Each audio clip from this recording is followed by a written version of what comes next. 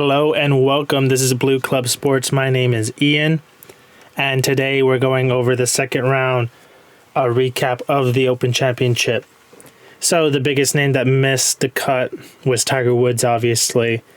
He was very emotional walking down number 18, hole 18.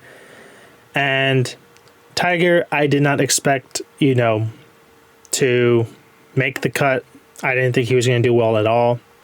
But I think Tiger Woods, just seeing him out there, especially after that horrific car accident he was involved with, it's just good to see him playing golf, getting out there and, trying to be as competitive as he can.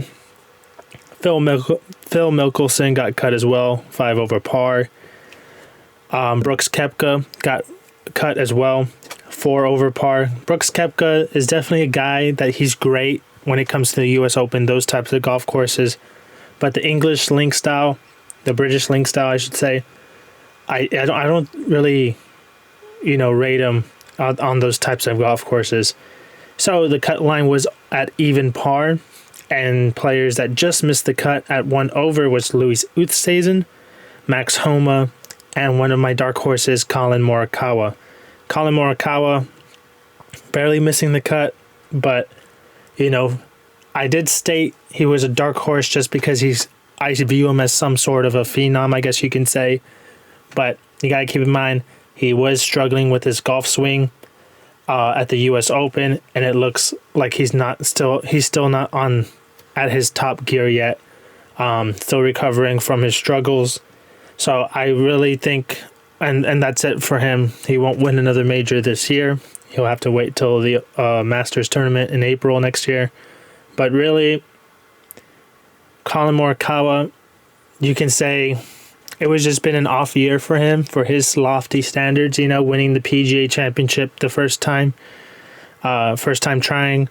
Same with the Open Championship, but not really being in contention for any of the majors this year. I think the highest finish he had was at the Masters when him and Rory McIlroy in the final round went nuclear.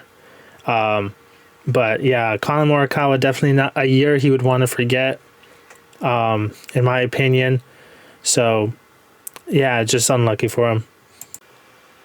So to go into golfers that did make the cut, Bryson DeChambeau sitting at 1 under par. Yes, he shot 2 over for the round. Very surprised to see Bryson actually make the cut. Definitely like I said with Brooks, definitely not a golf course that I think suits Bryson's game. I think he's not a very good putter. I think he has wayward tee shots, especially when he brings out driver. But I guess he's, finding his way around the course well enough to make the cut. So good for him. I'm not a big fan of Bryson. I really could care less. I don't think he's growing the game, as his fans say he's growing the game. He just doesn't do it for me, and I'll just leave it at that. But also seeing Justin Thomas, your PGA champion this year, sitting at 2 under par. The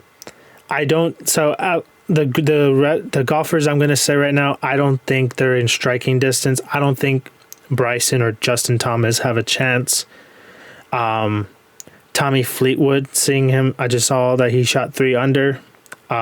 I think he's too far down the leaderboard to, honestly have a chance at contending.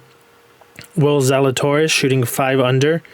That's pretty massive, honestly, for him.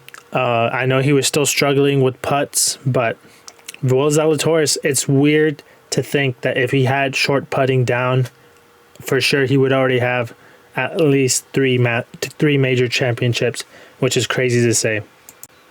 Now you got big names like Jordan Spieth and Jon Rahm sitting at 4 under par.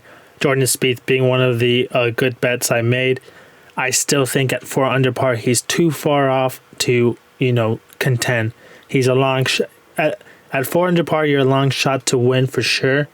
But yeah, I just think he's too far down to overcome over 2 rounds to catch up to where the leader's at the moment. Xander Schauffele was another dark horse sitting at 5 under. He's doing good for himself. That's a respectable score. he does have a slim chance, just like Spieth, to go have 2 low rounds and be in the hunt for winning the trophy. Patrick Cantlay at 7 under alongside Thigala. Like I said, still too far down the leaderboard for me to think they have a legitimate chance of winning. Scotty Scheffler sitting at 9 under with Terrell Hatton. Also still think he's just right outside that bubble.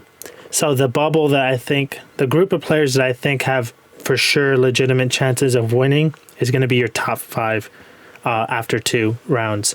So that's going to be Cameron Smith at 13 under, Cameron Young at 11 under, Rory McIlroy at 10 under alongside, and he's tied for 3rd with Victor Hovland at 10 under as well, and Dustin Johnson.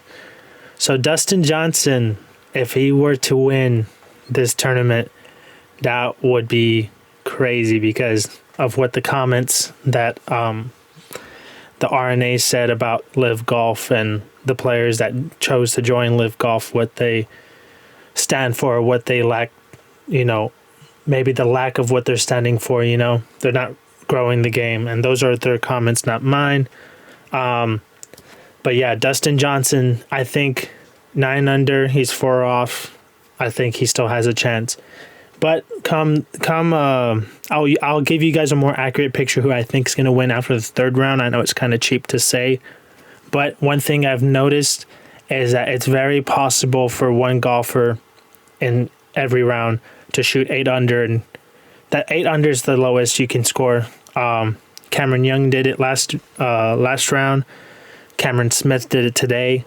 So 8 under is definitely possible. So if your golfer's 8 behind the leader, or maybe I shouldn't say that because then you're gonna account for the leader not just shooting even. But definitely, if you're within 4 after 3 rounds, I think you have a legitimate chance of winning this golf tournament. But yeah, I think the winner of this Open Championship is in your top 5. My money is still on Rory McIlroy. I will admit there's some bias there. I do want him to win. But Victor Hovland, I could definitely see Victor Hovland winning. I'm going to be honest with you. It's just he's young, he's raw. He's an unproven commodity at the major level. I know he has a low amateur score at the Masters when he played at Augusta while he was going to Oklahoma State. Cameron Smith, I'm going to be honest, the performance he had in the final round at the Masters Championship still sticks with me. I don't trust him. Cameron Young I can apply the same thing. His final round at the PGA left a bitter taste in my mouth. I wouldn't feel confident if I were to say he has a great chance of winning. So I think it's really between Rory McIlroy and Dustin Johnson if I was going to throw someone in there as well. And then if you want 3 picks, it would be Rory being your favorite, Victor Hovland being your second favorite, and Dustin Johnson being your third favorite. So those are my picks right now, my updated picks to win the Open. And the odds, we're trying to get some live odds. Okay, so here we go. It appears that Cameron Smith is your betting favorite at the moment. Live betting odds. Odds provided by BetMGM, if you're wondering.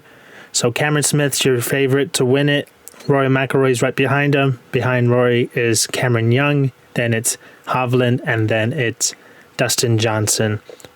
Like I said, I discredit Cameron Smith and Cameron Young just because they kind of melted in a major championship this year in the final round.